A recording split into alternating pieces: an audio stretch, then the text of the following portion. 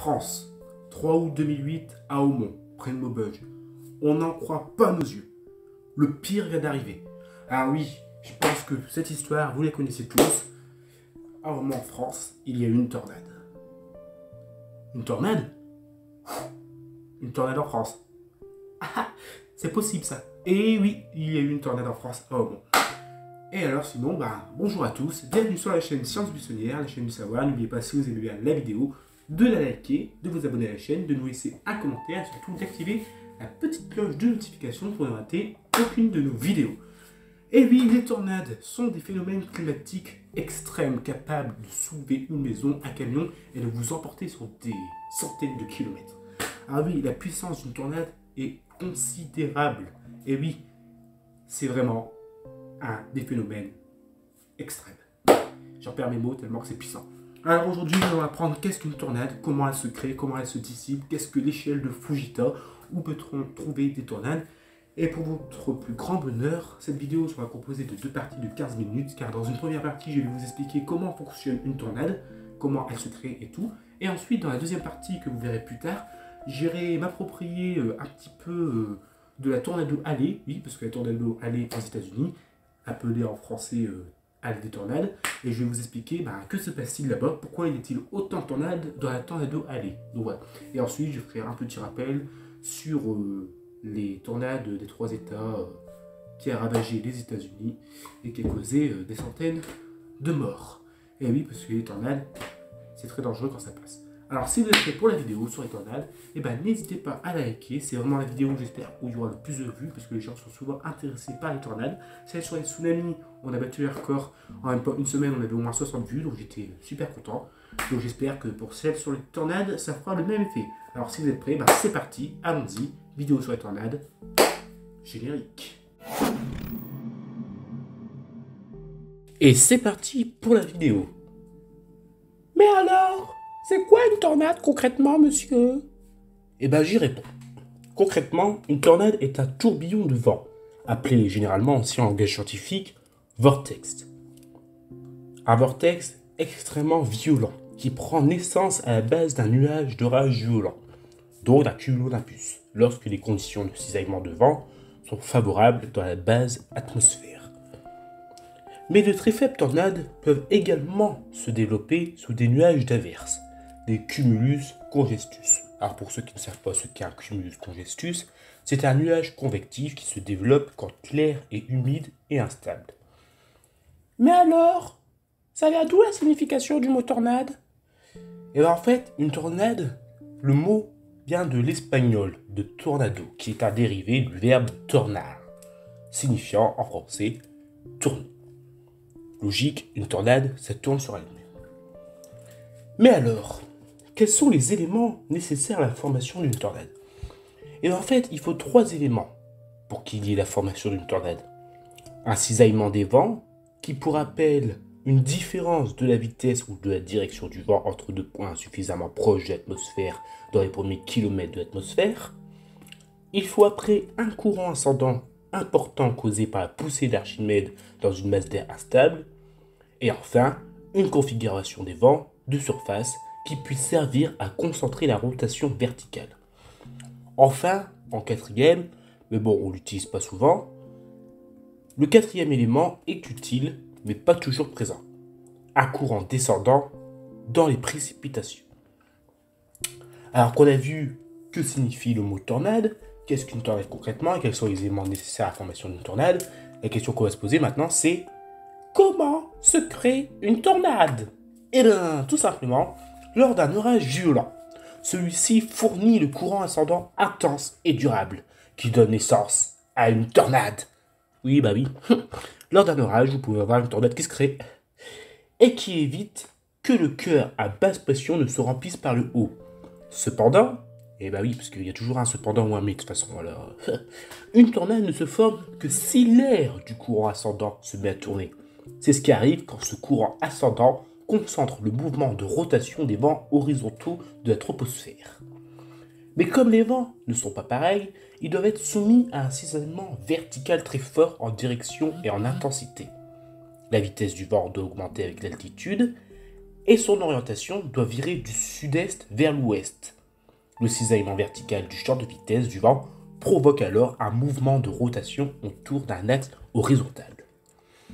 Alors oui, maintenant qu'on sait comment se crée l'essence d'une tornade, mais alors, comment se passe le basculement d'un vortex? Alors pour ceux qui ne savent plus c'est quoi un vortex c'est aussi une tornade, c'est un tourbillon de vent. Donc, c'est un tourbillon de vent dans un langage scientifique qu'on nomme vortex. Mais alors, comment se passent les basculements d'un vortex? Et bien tout simplement, quand les vents entrent en interaction avec un fort courant ascendant, cela entraîne alors cette rotation autour d'un axe horizontal, qui peut basculer et devenir ainsi une rotation autour d'un axe vertical. Le cisaillement de la direction du vent est ainsi une cause directe de la rotation verticale. Les vents qui tournent du sud-est vers l'ouest engendrent une circulation cyclonique, dans le sens inverse alors, forcément, des aiguilles d'une montre. De l'air qui s'engouffre à la base du courant ascendant de la dépression. Pour rappel, pour ceux qui ne savent plus c'est quoi une dépression est une zone fermée de basse pression atmosphérique relative à celle du voisinage au même niveau. Alors maintenant, on va savoir comment naît la tornade. Eh oui, ça naît comment une tornade? J'y réponds 2 minutes. La naissance d'une tornade, comment ça se forme? La naissance d'une tornade, à partir d'un violent orage, se fait donc normalement en 2 étapes. La première, le courant ascendant de l'orage se met d'abord à tourner. Pour avoir la tornade, le basculement de l'axe de rotation semble être le mécanisme principal intervenant à ce stade. La colonne d'air ascendant est en rotation qui a un diamètre entre environ 10 à 20 km.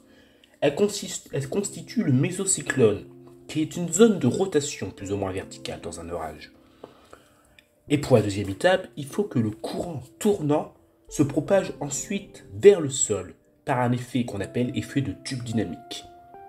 Le long de la colonne en rotation, le champ de pression est en équilibre avec le champ de vent où la circulation est fortement incurvée.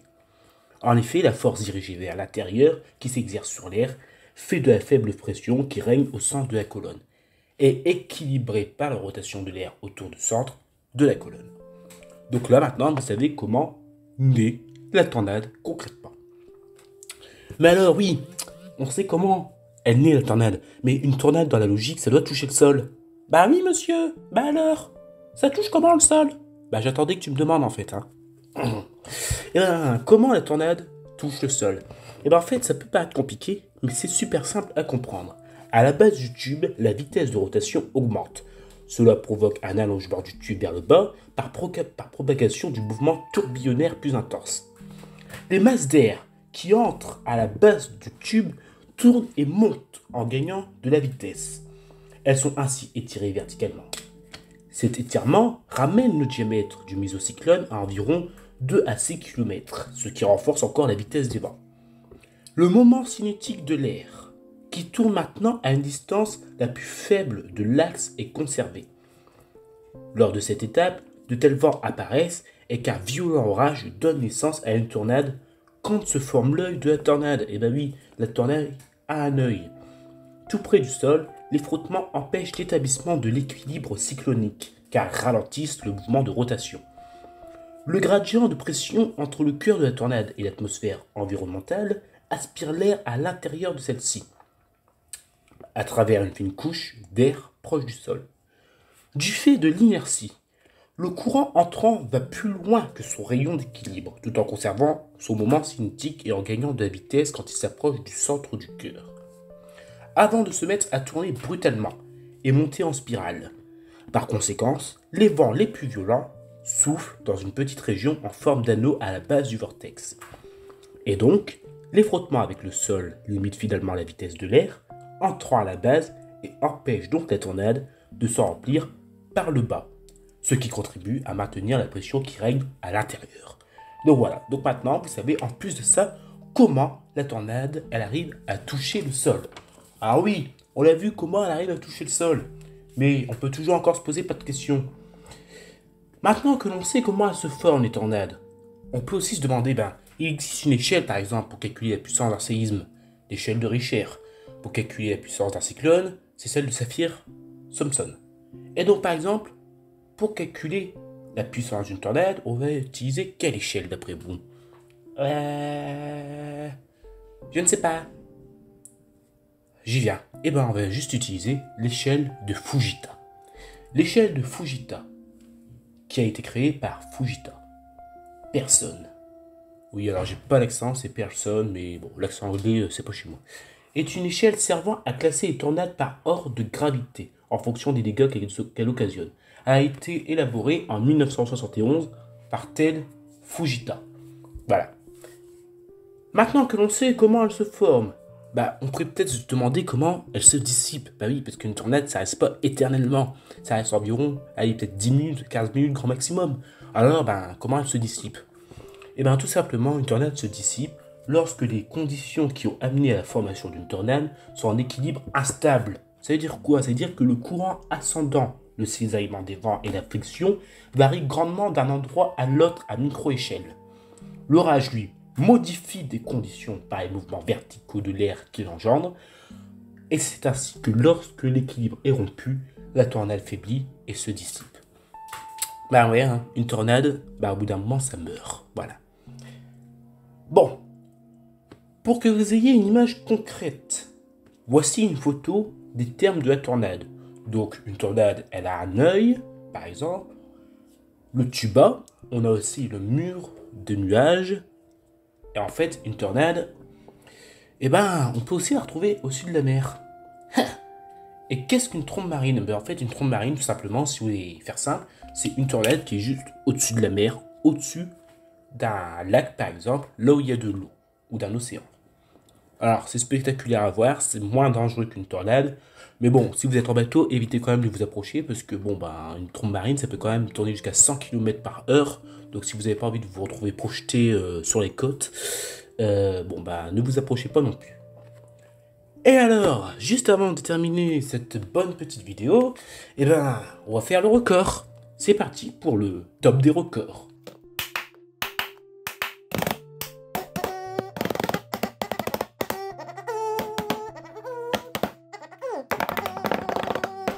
Le top des records des tornades.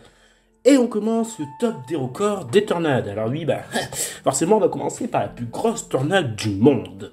La plus grosse tornade du monde a eu lieu à El Reno le 31 mai 2013. C'est la tornade la plus large jamais enregistrée, classée F5. Alors oui, El Reno, c'est aux États-Unis. Après, il ne faut pas s'étonner qu'il y ait des énormes tornades aux États-Unis, parce que, comme vous le verrez dans la prochaine vidéo, les États-Unis sont réputés pour être le pays où il y a le plus de tornades à cause de la Tornado Alley, l'allée des tornades. Top 2. Lieu où il y a le plus de tornades.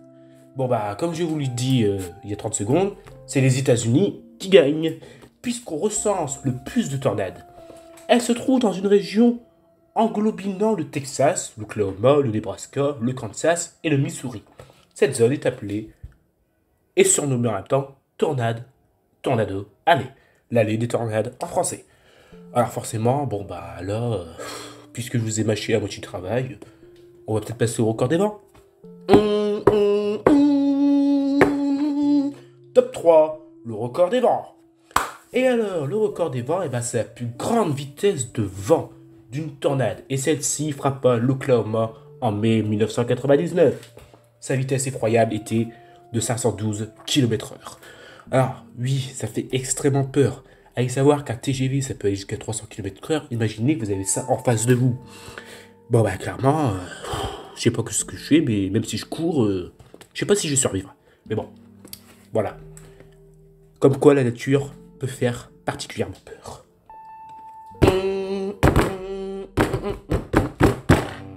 Top 4, la tornade la plus meurtrière. Alors là, c'est vraiment le triste record, avec plus de 695 morts et 2000 blessés. C'est la tornade des 3 États surnommée Three State Tornado, qui a ravagé les États du Missouri, l'Indiana et l'Illinois. Alors oui, vous allez avoir bientôt une vidéo sur la Tornado Alley. Et en plus de ça, j'ai fait une vidéo sur les chasseurs de tornades et sur, en plus, ce triste record, la tornade des 3 États. Parce qu'il fallait que je fasse obligatoirement une petite vidéo sur ça. C'est quand même 695 morts. il faut comprendre pourquoi il y a eu autant de morts. Voilà, c'est vraiment le triste record pour une tornade. Voilà. Et ensuite, bah, le top 4.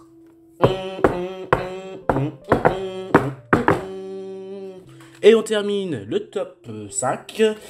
Et là, on va en France. Rappelez-vous, dans mon générique, je vous ai parlé de la France. Oui, quand je vous disais qu'il y avait eu une tornade en France, vous ne me croyez peut-être pas forcément. Et bien malheureusement, si, il y a déjà eu une tornade en France. Et ça s'est passé près de Maubeuge, à Aumont. La tornade d'Aumont, près de Maubeuge, est une tornade qui a frappé plusieurs communes du département du Nord en France, le 3 août 2008. Elle tua 3 personnes. Voilà, vous allez me dire, bon, bah 3 personnes, ça va, c'est pas non plus le truc exceptionnel. Oui, sauf que des tornades en France, bon, il y en a vraiment rarement, et pour le peu où il y en a, bah c'est quand même spectaculaire. Voilà, voilà.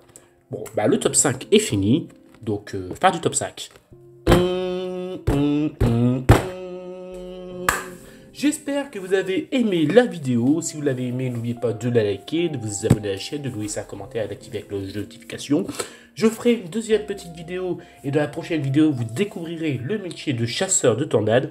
Et en plus, on fera un petit retour sur la haie des tornades et la tornade des 3 États qui a frappé les États-Unis, où il y a eu plus de 695 morts et environ 2000 blessés. Voilà, voilà. Si vous avez aimé la vidéo, et bah, vous la likez, vous abonnez à la chaîne, vous nous laissez un commentaire, vous activez la cloche de notification. Et nous, on se retrouve prochainement pour une nouvelle vidéo sur sciences buissonnières. Et là, on partira faire un petit peu de physique. Mais je vais pas tout vous dire, parce que sinon, c'est pas marrant. Vous allez découvrir la fusion et la fission nucléaire. Oui, j'adore ça. J'adore tout ce qui fait boum, bam. J'adore la physique nucléaire. Et vous allez découvrir ça, parce que bon, bah, quand même... Ne pas savoir ce que c'est la fusion ou la fission, ou ne pas savoir faire la différence. Bon, voilà, hein. Sans commentaire. Voilà, voilà. A plus sur Sciences Buissonnières. N'oubliez pas, la science est un plaisir. Il ne faut pas le négliger. Ciao, ciao.